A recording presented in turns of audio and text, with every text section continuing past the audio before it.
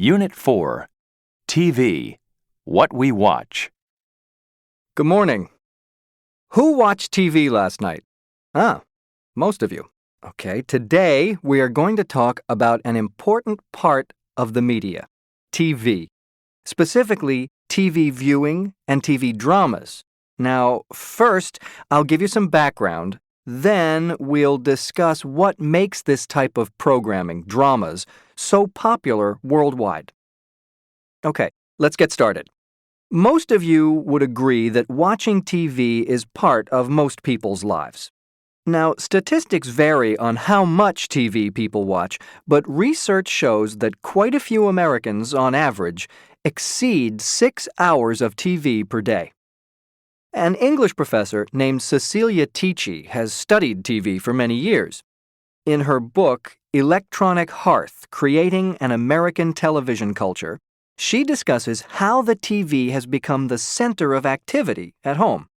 We walk into a room, turn on the TV, and suddenly the outside world becomes less important.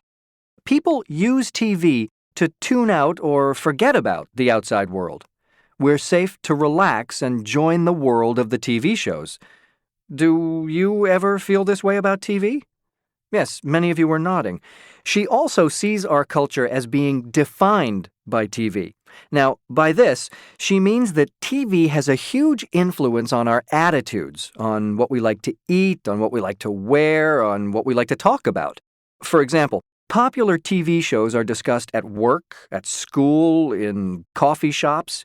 Even children 4 or 5 years old do this with their favorite shows. This shows that we live in a TV culture. Improved technology has contributed further to our TV culture. Satellite services, in particular, have expanded the TV programming in many parts of the world. There are now hundreds of TV channels people can watch, and the options continue to expand. Game shows, sports, news, talk shows, comedies, TV dramas, movies. Man, with cable and satellite, there are a lot of choices. Nielsen Media Research studies people's TV viewing habits in the U.S. They monitor which shows are popular and with whom. For example, popular shows have included the game show Who Wants to Be a Millionaire and the reality TV show Survivor. They were very, very popular and watched by millions of people of all age groups. Now, all of this is really background. What I want to focus on today is one form of a popular TV show that is popular with many people of many age groups. This is TV dramas, specifically TV dramas known as soap operas, or in Spanish, telenovelas. Some of you might be familiar with telenovelas. Telenovelas and soap operas in the U.S. are similar, but have one big difference: the number of episodes they have. Telenovelas and TV serials end after about 200 episodes. The story eventually ends. Soap operas in the U.S., however, continue day after day for many years and may never end.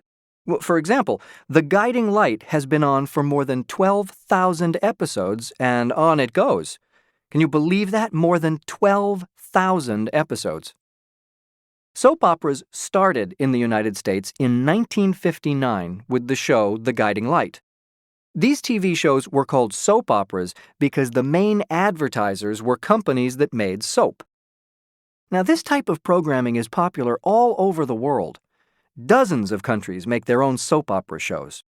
Mexican soap operas have been voted the most popular TV show of the year in countries such as Korea and Russia. Japanese soap operas are sent to Belgium. U.S. soap operas are watched worldwide. The Latin American soap opera, Betty La Fea, or Betty the Ugly, was a huge success in the U.S. Brazilian telenovelas are the most widely distributed television shows in the world and have been seen in more than 100 countries, and there are many other examples. What is it about these shows that makes them popular everywhere? And why do people from very different cultures all enjoy watching the same soap opera? Well, there are a couple of reasons. One reason, suggested by Robert C. Allen, who has done extensive research on television viewing, is that Many soap operas deal with universal themes that people all over the world understand. Themes are topics. For example, family, love, personal struggle, money problems, marriage problems, health problems, job problems. Viewers do not need to know the culture in order to understand the family problems in the show. Now, according to Erna Phillips, one of the creators of The Guiding Light, another reason is that people identify with the characters. They feel the characters are just like them. To quote her from an interview, they, the soap operas, deal with life as we know it. Now, by this, she means the families in soap operas deal with problems of everyday life. And so, as people watch every day, day after day, a special bond or feeling develops between them and the TV family. They get to know the characters and their problems. The TV family's welfare becomes important. There is a sense of community, of sharing, of family. All of these things contribute to character loyalty.